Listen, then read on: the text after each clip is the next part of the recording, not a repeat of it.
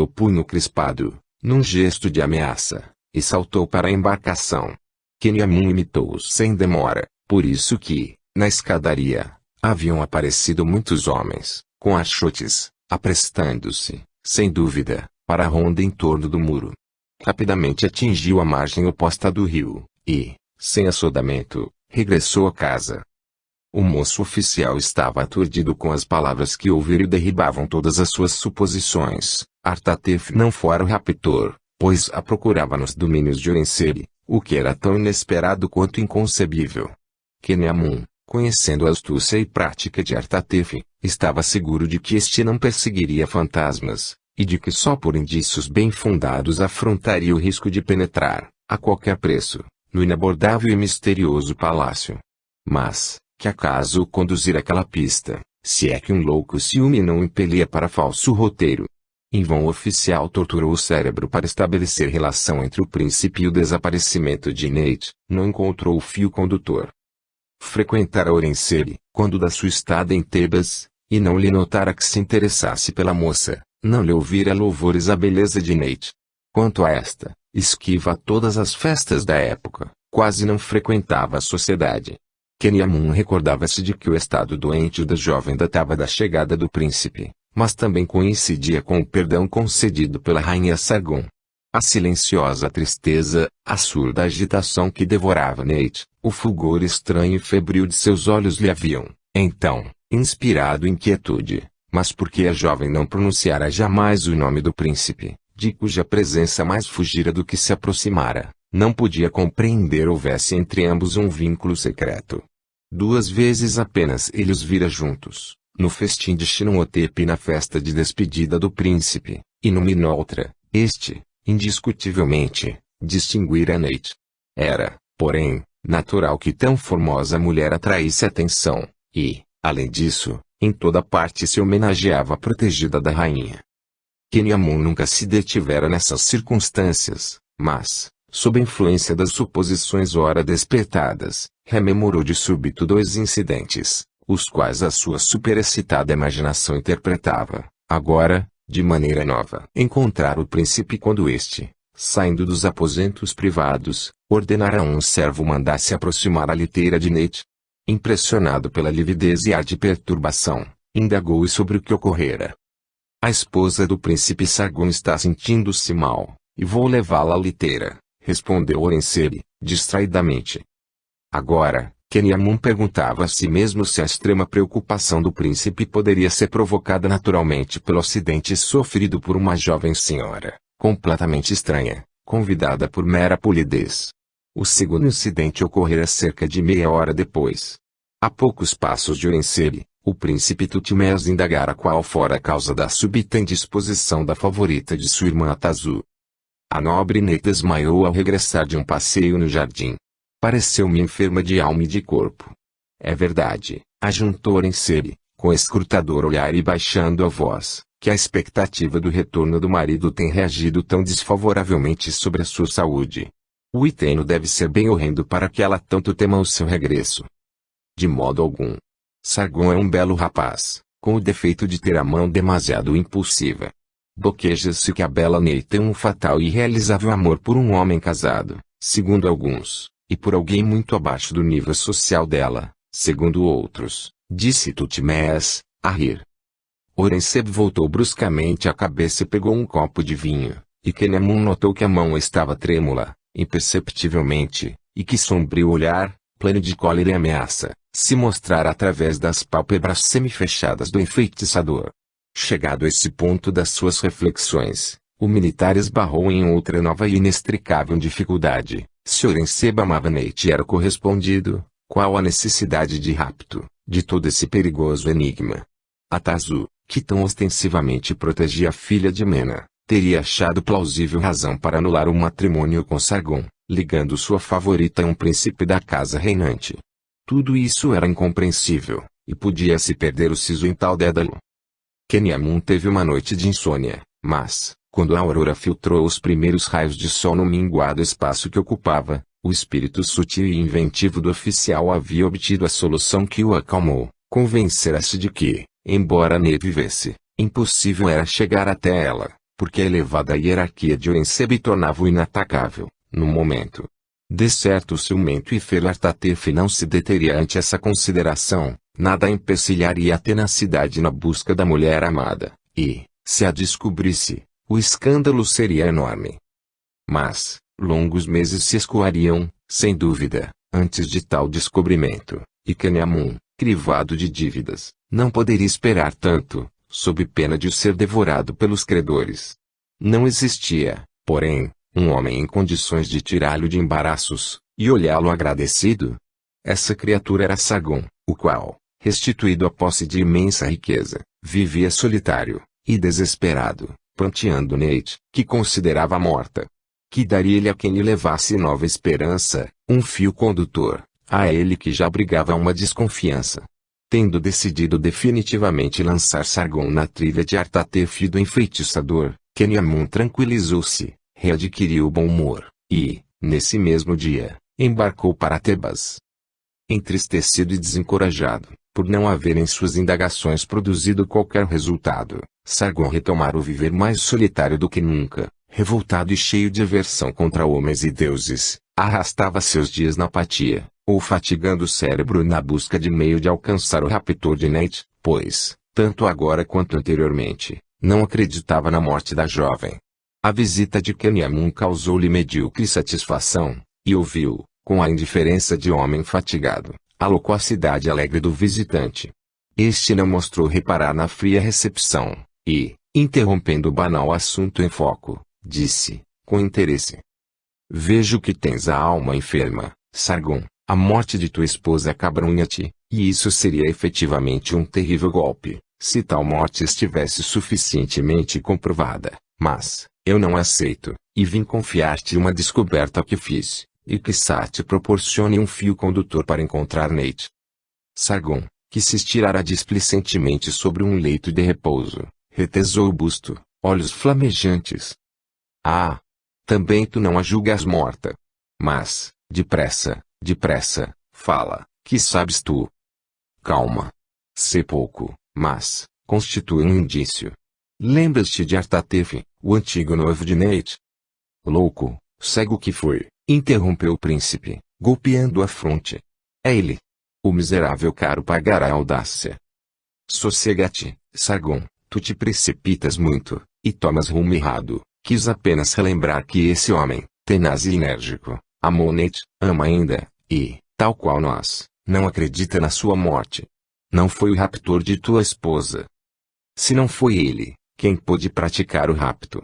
Disse o príncipe, desencorajado, pois contava já conhecer o inimigo. "Não, Artatef não foi, mas nos ajudará a encontrar Neit, que ele procura na casa de um homem que, sem ele, nunca seria por nós suspeitado." E narrou quanto havia surpreendido em Mênfis. Sargon escutava, pálido, lábios contraídos. Quando Keniamun findou, disse, com a voz concentrada: "Estou persuadido de que o ciúme bem inspirou Artatef, a mim também a voz do coração soprou o nome desse homem nefasto. Sua figura, eu encontrei próximo de Mênfis, perturbou meu repouso, e eu ignorava, então, o desaparecimento de Neit. Quando seu olhar se cruzou com o meu, raiva cega invadiu minha alma. Mas, como chegar até esse miserável, cuja hierarquia o torna inatacável? Oh! Se eu tivesse qualquer prova.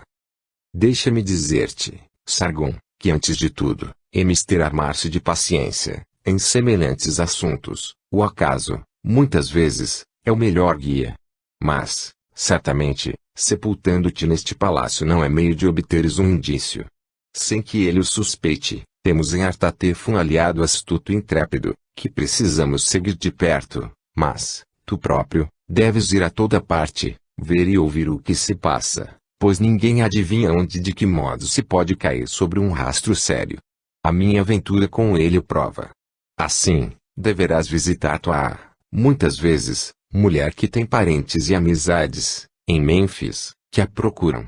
Agora, precisamente, um de seus primos está aqui. Tais relações são indispensáveis a ti. Tens razão, irei à casa de tua. Esta inatividade me enerva, e não serve para coisa alguma. Tu, Keniamun, sê meu aliado, nós dois venceremos, Eu espero firmemente. O oficial suspirou. Receio não te ser tão útil quanto desejará e de acordo com a minha amizade por Nate, meus assuntos são tão deploráveis, que não sei mesmo se poderei permanecer em Tebas. Tens dificuldades de dinheiro? Dívidas? Perguntou vivamente o príncipe. E vendo que Kenamun fazia gesto de confirmação, acrescentou, pegando-lhe as mãos. Não penses mais nessas bagatelas, sinto-me feliz por desembaraçar de tão mesquinha preocupação um amigo, que me presta um inapreciável serviço. Amanhã, enviar-te-ei um talento de Babilônia. Bastará isso. O oficial se fez de rogado, para depois agradecer, contente, pois a soma era o triplo do que necessitava. Uma hora mais tarde, os dois moços despediram-se grandes amigos, e Kenamun prometeu voltar, no depois de amanhã, para levá-lo à casa de Toa. A reunião na residência da viúva não era numerosa. Quando Sargon e seu companheiro chegaram, Nefert e alguns moços, admiradores assíduos, jogavam bola no jardim. Toa, velhas amizades e o primo de Mênfis agrupavam-se em redor de mesa alta. A estes convívios juntaram-se os recém-vindos. Toa acolheu Sargon com grandes demonstrações de alegria, fazendo-o sentar-se a seu lado e procurou tirá-lo do taciturno mutismo. Kenamun, jovial e conversador de sempre, dirigiu habilmente a palestra e alcançou que versasse sobre o Enseri, informando-se, do residente em Mênfis, de alguma possível novidade a respeito do príncipe enfeitiçador. O interrogado, um velho padre, melancólico e rabugento, respondeu, a visível contragosto. Que se pode saber de um homem que vive misteriosamente, e sai apenas à noite? É de desejar que tal existência, tão cuidadosamente escondida, seja agradável aos imortais e não receie olhar dos vivos. Tu aclamou contra a opinião suspeita do parente, a quem classificou de resmungador, e, em seguida, espraiou-se sobre a formosura e encanto fascinador do príncipe, que lhe causara indelével impressão desde a primeira vista. Enlevada com as recordações, narrou pormenorizadamente seu noturno passeio em companhia de Neftis e o encontro com Orenseri, que atiraram uma flor àquela. Sargon e o oficial prestaram atenção, sendo que este se lembrava de ter ouvido antes esses detalhes, pormenores que agora se revestiam de outro interesse, aliás. E que faz agora a moça distinguida com a lisonjeira dádiva? Guarda? Perguntou com aparente despreocupação.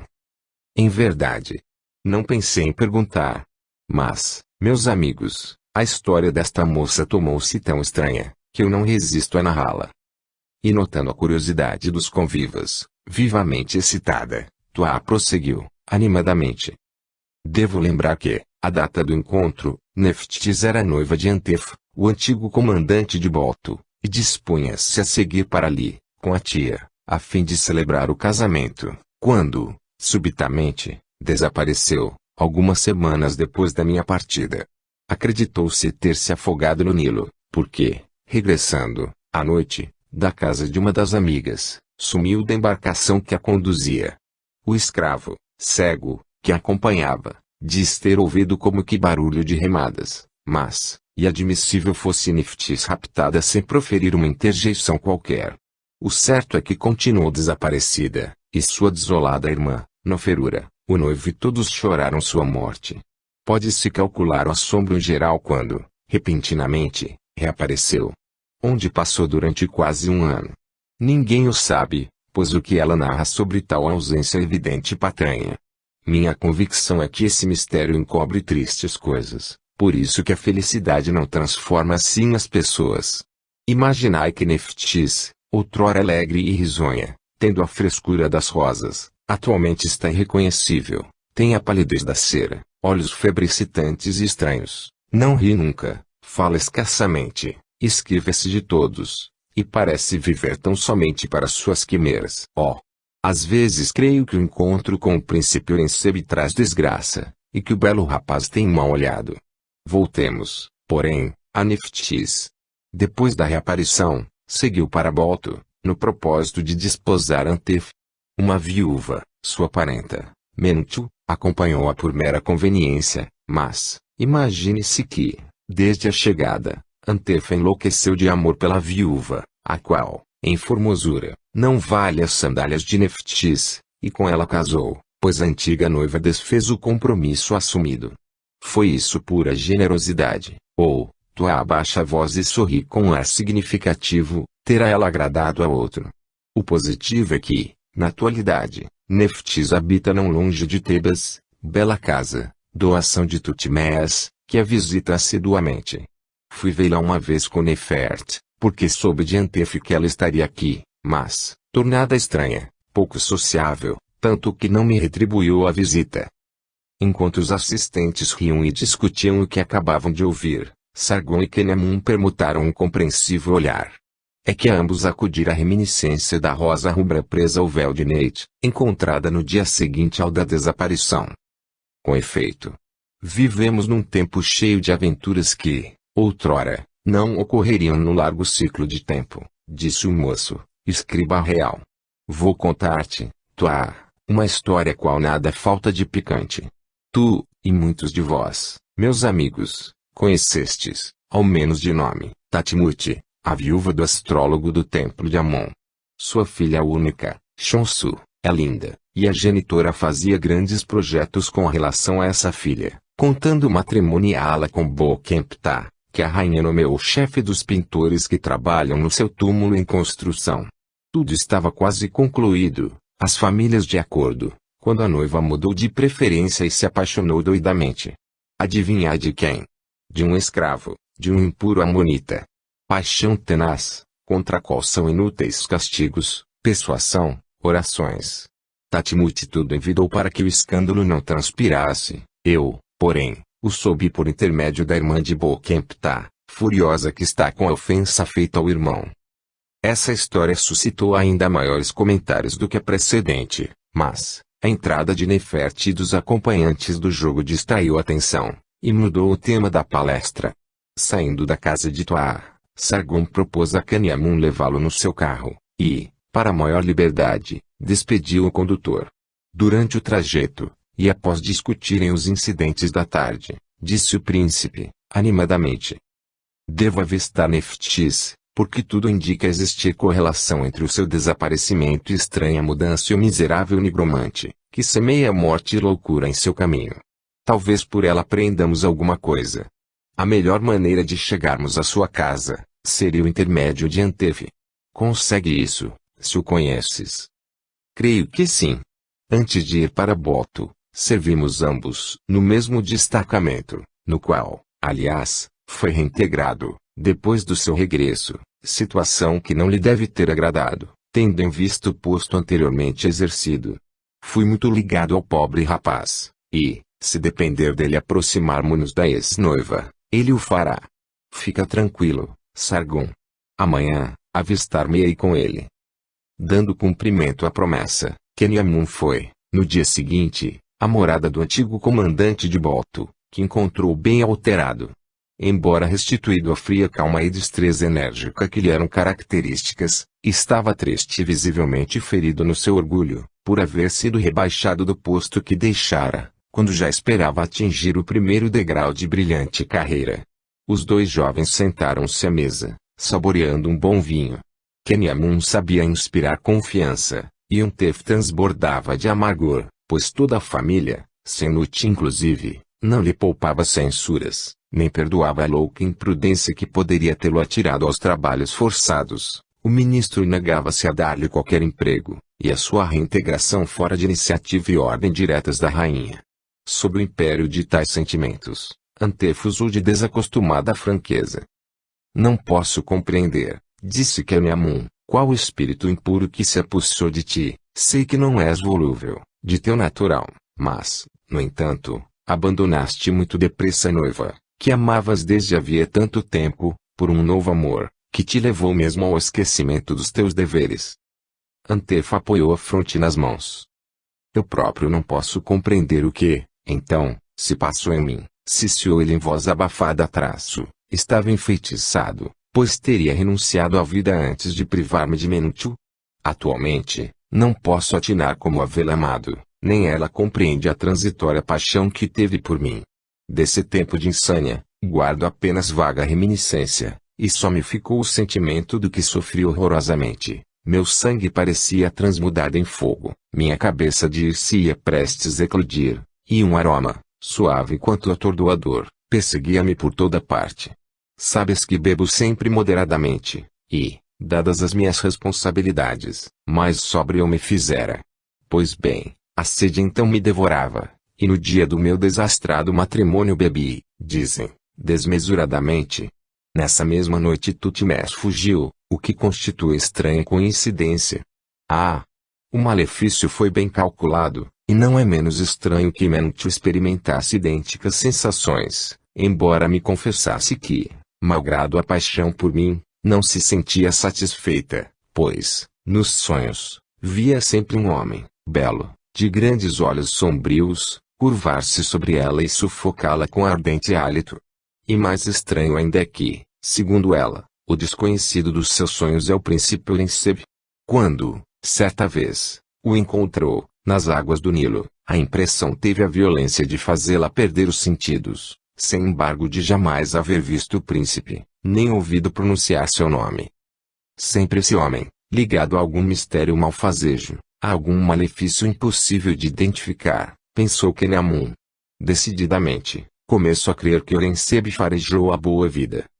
Tendo obtido de Antef a promessa de fazer a apresentação desejada a Nephthys, caso fosse possível vencer a relutância da jovem em permitir novos conhecidos, Keniamun despediu-se.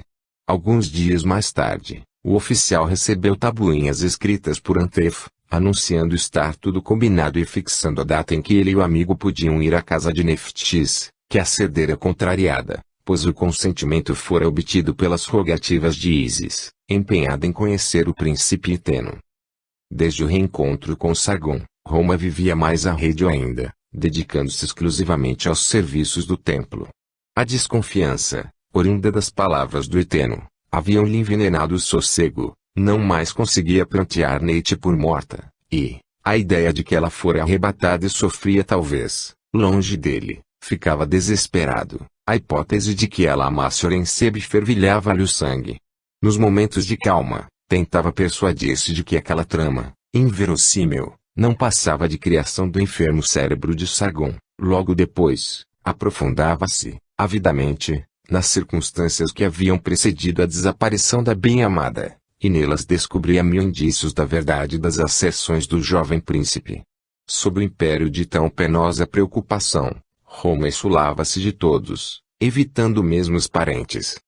Por isso, grande surpresa foi, ao reentrar no templo, encontrar alguém que o aguardava. Era um velho amigo da família, o venerável Pembeza, pastóforo do templo de Amon, e que não avistava desde havia muitas semanas.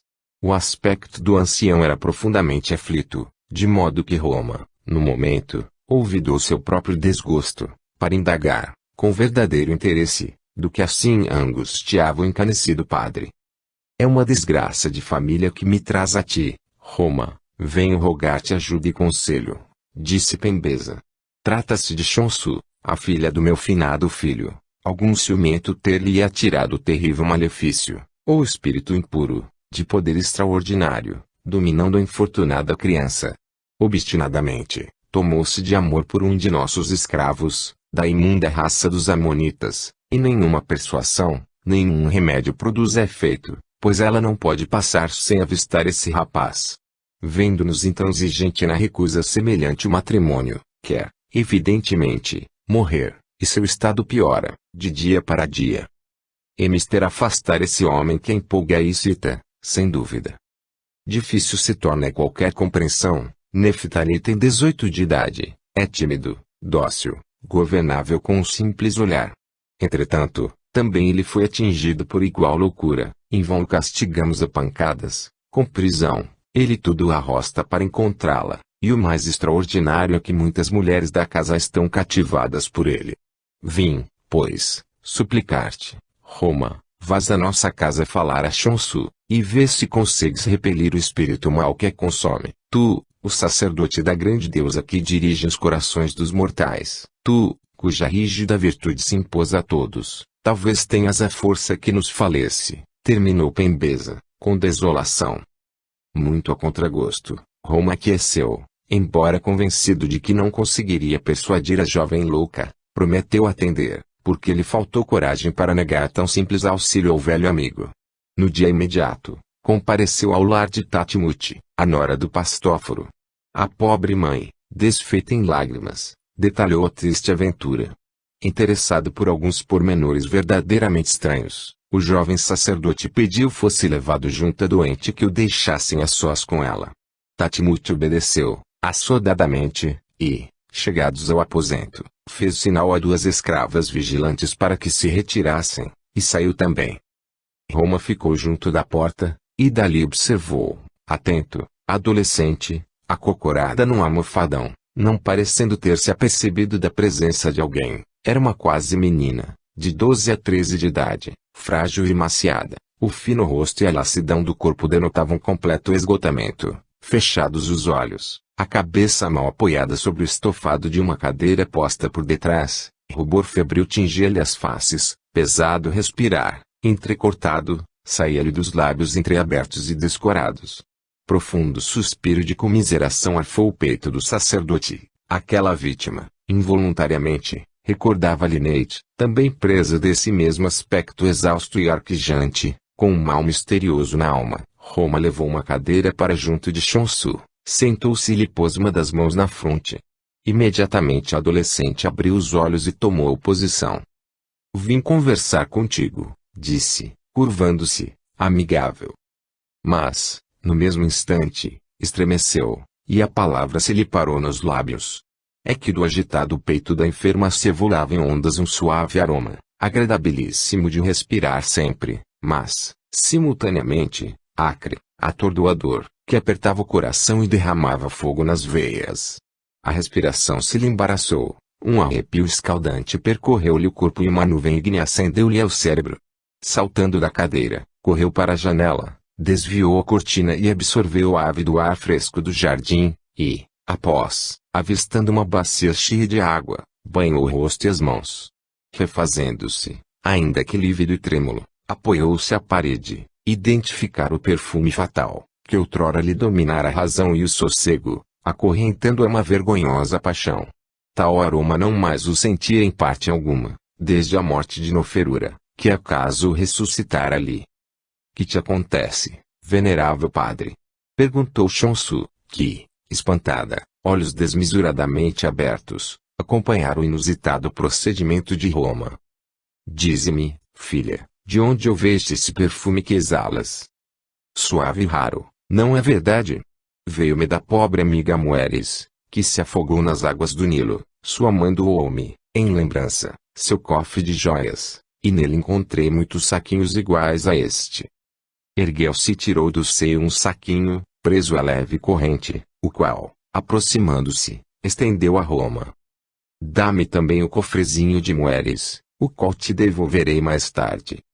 Recebendo-o, nele encerrou o saquinho, colocando tudo no parapeito da janela aberta, depois do que, reviziando-se de Chonsu, a fez sentar-se e ele disse, bondosamente: "Agora falemos do que me trouxe aqui, do amor desarrazoado que sentes por um inserviçal, homem impuro, tão abaixo do teu nível. Dize-me desde quando começou essa paixão, do momento em que tiveste a ideia de desposar Neftali. Sê franca, cara menina, pois desejo o teu bem, e, com a ajuda de Ator, eu te restituirei a saúde e a felicidade." A adolescente parecia mais tranquila, ergueu o olhar receoso para o sacerdote, mas, sem dúvida, a bela e calma fisionomia deste inspirou-lhe confiança, porque respondeu sem hesitar: "Não sei, eu mesma, como aconteceu isso. Conheço Neftali desde a infância, brincamos juntos, sempre me serviu e sempre o estimei, de modo diferente de agora. Quando recebi o cofrezinho de Mueres, eu lhe mostrei bem assim as joias, e o perfume agradou-lhe a ponto de não mais poder separar-se dele. Então lhe fiz presente de um saquinho e eu também passei a trazer um comigo. Depois disso, não podemos passar um dia sem nos avistarmos, e, quando não está junto de mim, sinto-me morrer. O seguir, fiquei doente, desde há tempo, não posso esquecer Mueres, e, quando durmo, vejo sempre o belo príncipe Orencele, que ela amou e por quem se atirou ao Nilo." Depois de haver feito muitas perguntas e palestrado um pouco, Roma deixou Chonsu e foi ao encontro de Tatimuti e Pembeza, que o esperavam ansiosos e a quem tranquilizou, recomendando banhassem muito bem a doente, a vestissem com roupas completamente novas e a levassem por algumas semanas para longe de Tebas. Em seguida, foi ter com Neftali, de quem tomou um saquinho do perfume e a quem recomendou fosse feito igual tratamento. Afinal, despediu-se. Às instantes interrogações do velho Pastóforo, respondeu apenas que julgava ter sido inspirado pela grande deusa para destruir o malefício. Regressando à casa, Roma sentou-se ao ar livre, ligou ao rosto um pano úmido, de modo a proteger as narinas e a boca, abriu a caixeta que trouxera e dela retirou os saquinhos, em número de 4. Curioso de saber que continham, rasgou o tecido com uma faca, e apenas encontrou murcha rosa-vermelha, não desfolhada, cujas pétalas, amolgadas e ligeiramente viscosas, pareciam embebidas de um suco incolor que umedecia as paredes do saquinho. Nos outros 3, idêntico conteúdo. Roma, apoiando-se nos cotovelos, meditou demoradamente. Por qual acaso as estranhas flores tinham chegado ao poder da insensata moça, cujo fatal amor por Enseba arrastara ao suicídio? Erguendo-se bruscamente, rumou ao aposento, para buscar o escrino de marfim no qual conservava as derradeiras lembranças de Nate, o véu e a rosa presa nele. Desprendendo o pano que lhe defendia o fato, abriu o escrino e começou a retirar o véu, mas, tão logo foi desfazendo as finas dobras do transparente tecido, estremeceu, não havia dúvida, o olor suave, porém, atordoador que se evolou, era igual ao dos saquinhos, a rubra flor, úmida e emurchecida, era irmã-das conservadas pela jovem vítima de inexplicável sortilégio. Premente de amargura e de indignação, o sacerdote descaiu numa cadeira. Que ligação existia entre essas rosas malditas e o desaparecimento de Nate, a demente paixão de Chonsu e o suicídio da filha do escriba real? Quem fora o doador das flores funestas? Após meditação, guardou o véu e os saquinhos no escrino de marfim, que encerrou em imóvel bem fechado. É mister guardar estas provas do crime e aurir informações com as famílias das outras vítimas, monologou ele. Claro está que as desgraçadas não se podem separar do veneno até o final. Quem sabe, se, na busca das rosas, encontrarei talvez um traço do malfeitor, remetente dessas mensagens de fatalidade e morte. Mais depressa do que pudera prever, teve Roma oportunidade de novas descobertas. Desde alguns dias, ouvira falar, no templo, de uma ocorrência inexplicável, verificada na cidade morta e referente a 2 embalsamadores. No seu estado de espírito, não dera maior atenção a essas histórias cochichadas misteriosamente, mas, de pronto, o caso repercutiu.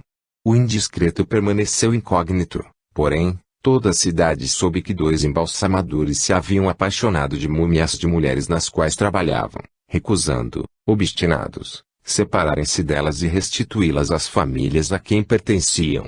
Perturbação e terror espalharam-se no povo, e enorme afluência de gente intransitou a cidade morta, sendo necessário isolar o quarteirão dos embalsamadores para impedir a invasão pela turba.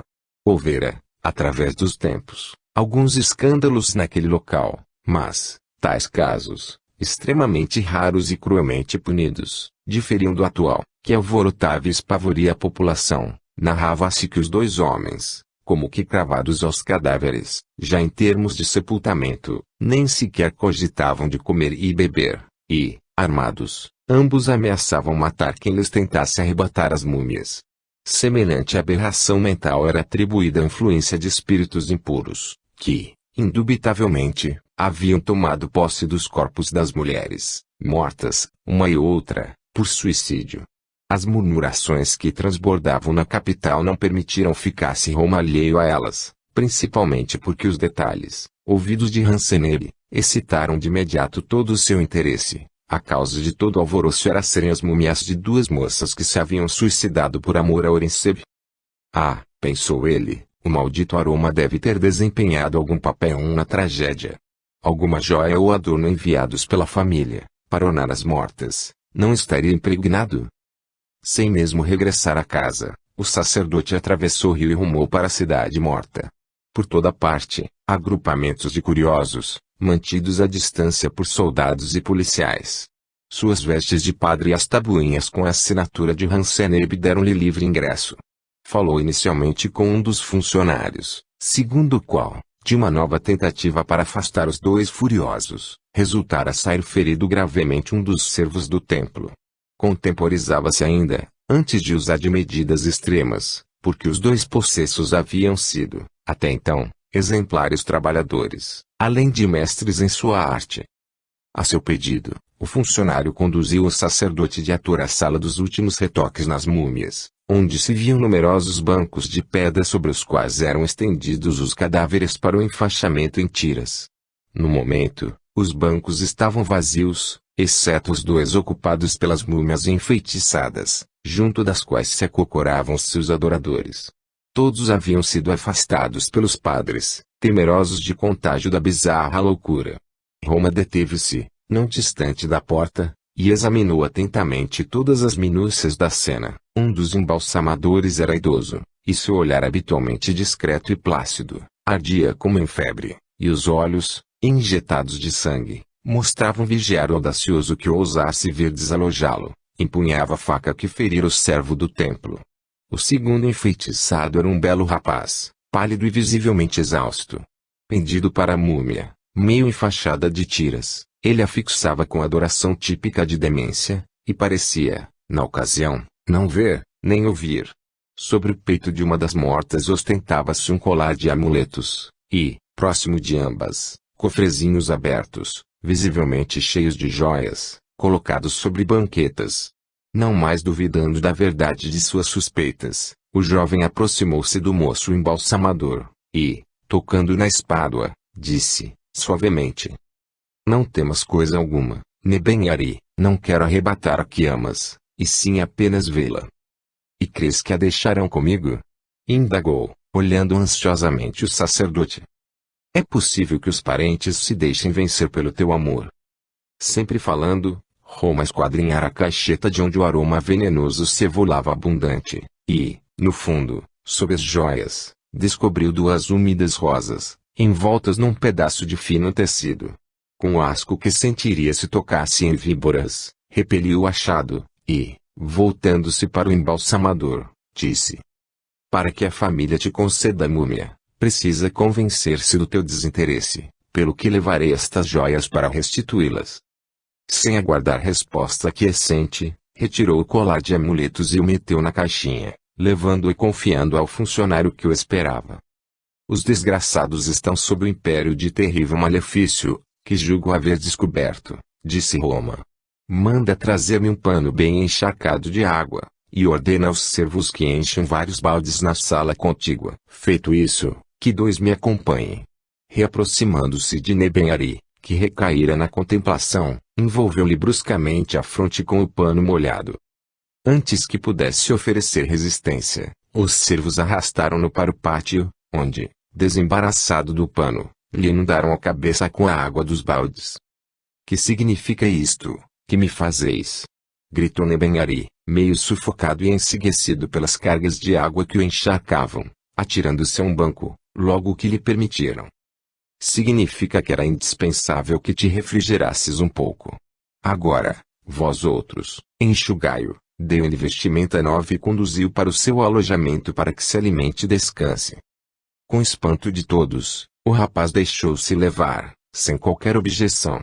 Parecendo esfalfado e como quiébrio, seguiu docilmente seus condutores. Animados por esse primeiro êxito, Roma e os servos regressaram para o segundo embalsamador. Um grande jacto de água que lhe atiraram de improviso sobre a cabeça atordoou-o suficientemente para que o pudesse agarrar e desarmar. Levado para ar livre e amplamente refrigerado também, o velho desmaiou. Depois de recomendar que dessem os idênticos cuidados prescritos para Nebenhari, Roma voltou para junto do guardião dos embalsamadores, o qual, maravilhado de tão pronto êxito, o felicitou e lhe agradeceu. Consente o menos possível que se toque nas múmias enfeitiçadas e faça sepultá-las com a maior brevidade. Quanto a estas caixetas, eu as levarei, se tal me autorizas, para restituí-las, pessoalmente, aos parentes das mortas. Antecipas meu desejo, nobre Roma. Compreendo que esses objetos estão igualmente contaminados, e estou certo de que os restituirás purificados pelas tuas preces. A repercussão dessa estrondosa cura, de tão incrível enfeitiçamento, foi total na cidade, e a cura de Chonsu igualmente se tornou pública, mas, porque Roma silenciara absolutamente quanto aos meios pelos quais penetrara no segredo do sortilégio, atribuíram o êxito à sua rígida virtude e exemplar piedade. Em poucos dias, o jovem sacerdote tornou-se personagem célebre, venerado e alvo de supersticiosa admiração pelo povo, e de distinção e honraria para os da sua casta. O herói de tão súbita nomeada não teve alegria alguma, e quase a ignorava, buscando a solitude mais do que nunca. O desejo de penetrar no mistério das rosas funestas absorveu cada vez mais. A cada uma das flores que descobria ligava-se o nome do príncipe Orencele. Todas essas criaturas moças, que nefasto amor havia vitimada, possuíam-na. Mas, que acaso doara no feirura uma rosa daquelas, e com a força da qual ela o fascinara? Onde a escondera então? Jamais lhe notara portadora de um dos agora conhecidos saquinhos. Instantaneamente, porém, lhe acudiu à recordação um colar de placas esmaltadas que no feirura usava sempre, desde o seu regresso de Mênfis, em lembrança da irmã, joia que Nephthys lhe reclamara após a reaparição, e que não aparecera, possivelmente roubada ou perdida no fundo do Nilo. Chegado a esse ponto das reflexões, estremeceu. No feirura caíra no rio no momento em que passava a barca de Orencele, e os remeiros lhe haviam descrito a estranha agitação da jovem mulher, e atribuído a súbita loucura ao mal-olhado do príncipe. Podia ser mera coincidência, mas, porque perdera o equilíbrio justamente ao ver o homem misterioso para o qual convergiam todas as ramificações do bruxedo. E esse colar suspeito pertencer a Nephthys, cuja desaparição e regresso estavam acobertados por insondável mistério. Nisso também, talvez, se escondesse algum elo com Orencele. Romo sentia instintivamente, mas faltava o fio condutor a esse Dédalo, e quanto a obter um esclarecimento da cunhada, a gélida estátua animada por sinistro fogo, ele de tal não cogitava. Por isso, entregou-se à procura de novos indícios. 3. A conjura. Sargon e Keniamun se haviam tornado hóspedes assíduos da casa de Nephthys. Prudentemente, para não a espantar, observavam atentamente a jovem mulher, que, silenciosa, sombria, indiferente, os tolerava, sem encorajar novas visitas.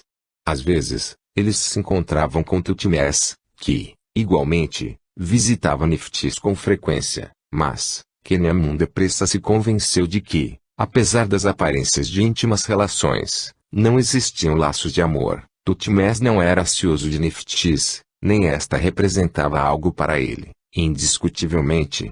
Que elo, então, poderia haver entre o poderoso herdeiro do trono e a desvalida filha de um mercador? Teria sido uma ligação passageira a causa de haver o príncipe tão ricamente a recompensado? A hipótese era admissível, em parte diferente ao oficial, pois, qualquer que fosse a origem da sólida riqueza de Nephthys, esta possuía, circunstância que inspirara a Keniamun uma variante nova no seu plano primitivo. Desejoso de casar e de garantir, por um conveniente matrimônio, um futuro rico e tranquilo, acudira-lhe a ideia de desposar Nephthys. A mulher agradava-lhe o passado misterioso devia fazê-lo aspirar a casamento honroso, mas, contra toda a expectativa, mostrou-se ela indiferente e acolheu as inequívocas assiduidades do rapaz com reservas quase irônicas. Estimulado no amor próprio, o oficial redobrou as atenções, e, às pesquisas das pegadas de Nate, se associou o propósito de saber se não era também, no caso, o bruxo de Mênfis que lhe barrava o caminho. Por 2 vezes, constatara que, ao nome de Orencele, pronunciado inopinadamente na presença dela, um súbito lampejo alterara os olhos ternos de Nephthys, e, a menção da vida dissoluta que o príncipe mantivera em Tebas, indefinível expressão de raiva e de sofrimento revelara-se no seu rosto pálido e impassível. Sobre tal ciumenta conjetura, Keniamun arquitetou um plano de prova decisiva. Se alguma coisa podia levar Nephthys a trair-se e deixar transparecer uma parte do íntimo segredo, era de certo esse sentimento onipotente, o ciúme, que cega as criaturas e desencadeia todas as paixões. A ocasião almejada fez-se esperar um pouco, mas, numa tarde em que Sargon e ele eram os únicos visitantes, Achou propício o momento para desfechar o golpe definitivo. Ísis, que se tomara de grande amizade pelo Sírio, talvez mesmo de secreto amor, e que muito gostava de palestrar com ele discretamente, convidou-o para ver uma rara flor desabrochada no jardim. Queniamun, presumindo que não regressassem sem demora, resolveu aproveitar o bom momento. A conversação arrastava-se. Neftis, no seu mutismo, não se dava ao trabalho de mantê-la. Assim, decorrido o longo silêncio, Queniamun curvou-se bruscamente para ela, e disse, pegando-lhe a mão: Neftis, por que sempre tão pálida, tão sombria? Por que mostras só indiferença àquele cujo coração está cheio de fiel afeto por ti? Estremeceu, e seus grandes olhos esverdeados fixaram o oficial, com ironia não disfarçada.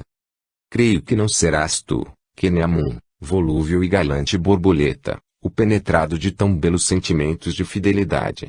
Aliás, seria em pura perda, meu coração morreu para o amor, desde quando tive de renunciar a Antef, pois, semelhantes sacrifícios petrificam as mais ardentes almas.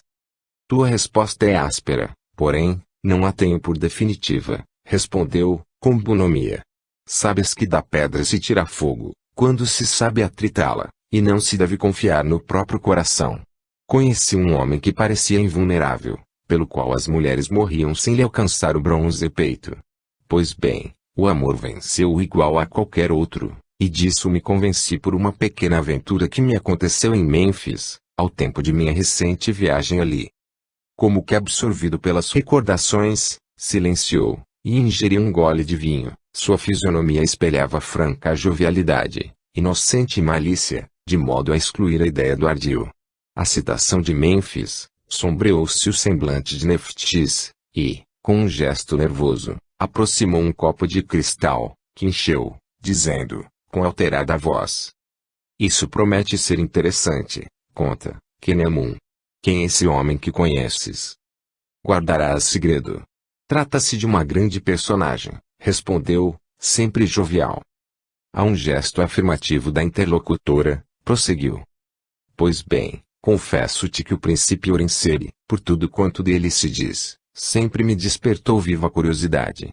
Achando-me em Mênfis, passei muitas vezes próximo do muro que circunda sua habitação, e a vista desses misteriosos jardins, desse palácio perdido entre sombras, aguçou mais a minha curiosidade.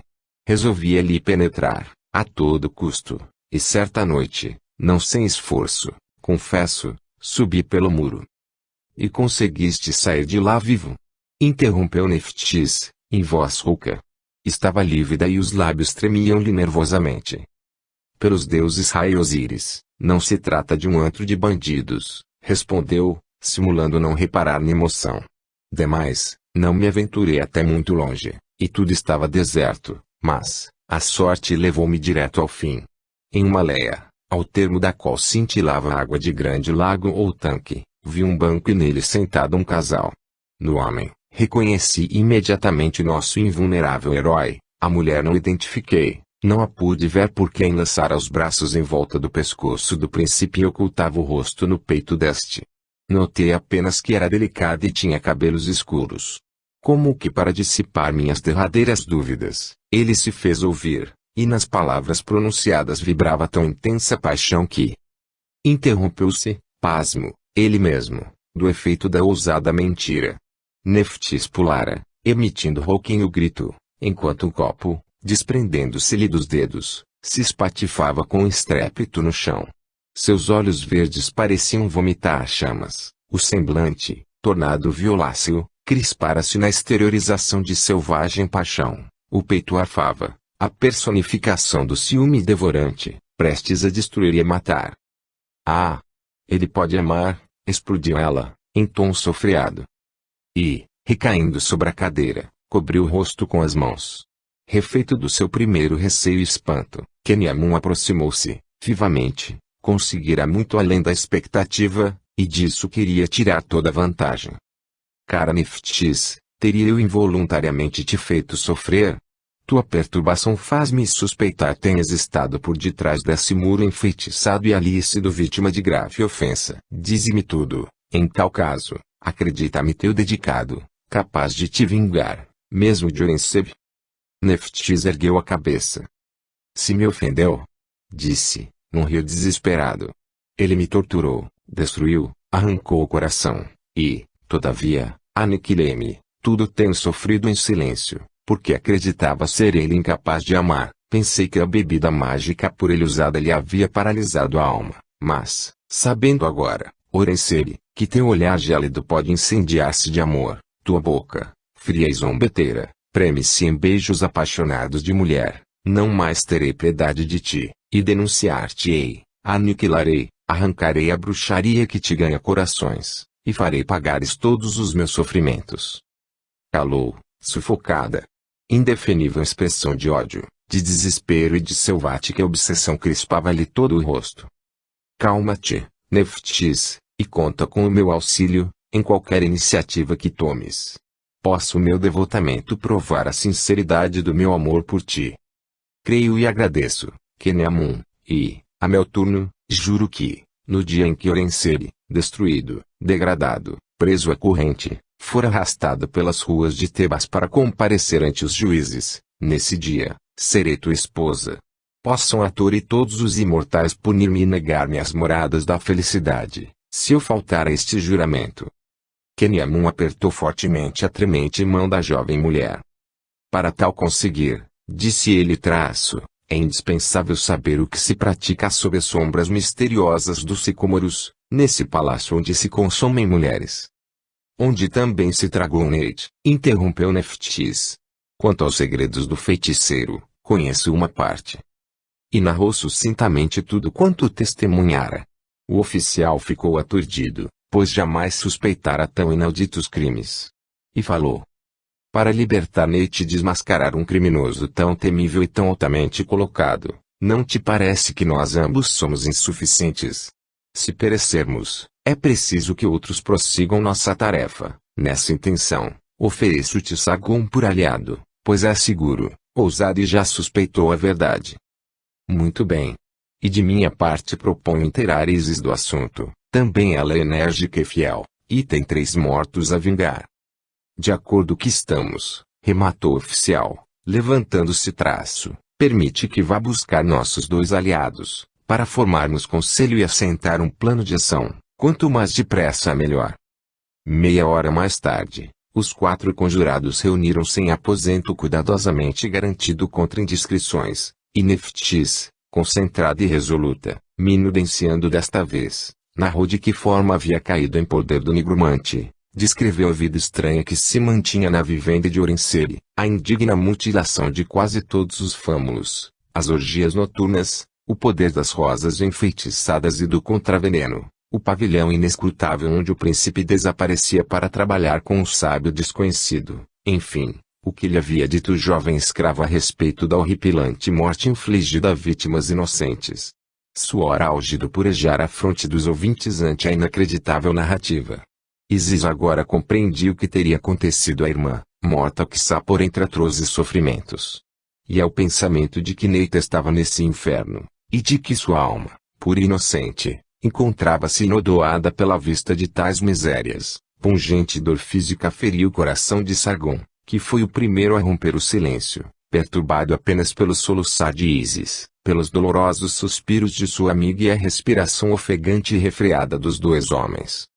Pois que se trata, em primeiro lugar, da libertação de um ser que me está ligado e a quem amo, disse o Uteno, erguendo o busto, pálido e de olhar incendido é a mim que incumbem o direito e o dever de penetrar, antes de todos, nesse local de morte e dissolução, e, porque ali só se aceitam mudos, serei surdo e mudo. Embora simular isso não seja fácil, mas possível, triunfarei, fazendo-me comprar por escravo. Seu intendente, segundo se diz, compra muitos, pois necessita renovar o gado humano dizimado pelas orgias. Uma vez dentro da praça, vigiarei Orenseb e encontrarei minha mulher, se ali se acha. E se te reconhecem? Interrogou Isis, murmurante. Quem me pode reconhecer? O príncipe nunca me viu, e eu posso evitar Nate. Além disso, estou bastante mudado, e o seu orgulhoso olhar não descerá até um mísero escravo. E de que maneira nos comunicaremos? para estarmos ao corrente do que descobrires. Perguntou Kenyamun. Combinaremos. Quando chegados lá, teremos de descobrir ou escavar no muro um buraco ou fenda onde eu possa depositar, cada dia, um pequeno rolo de papiro, e, se este faltar, significa ter sido eu descoberto. Dareis então o alarme. Irei contigo, Sargon. Tenho 3 mortos a vingar sobre esse miserável, e não quero permanecer inativa, disse, energicamente, Isis. E, ao notar o sinal negativo feito bruscamente pelos outros, acrescentou. Não temais coisa alguma, pois, perigo conhecido, já está por metade evitado, e a tarefa de Sargon será bem facilitada não estando ele sozinho na goela do leão. Nós nos ajudaremos reciprocamente, e, se um perecer, ficará um outro para vos dar a notícia. Esforçar-me-ei para ser enfeitiçada pelo bruxo, pois não ignoro ser bastante bela para constituir seu divertimento. Apenas não terá poder algum sobre mim, porque destruirei todas as rosas e porei fora a bebida enfeitiçada. Não tenteis dissuadir-me, minha resolução é inabalável.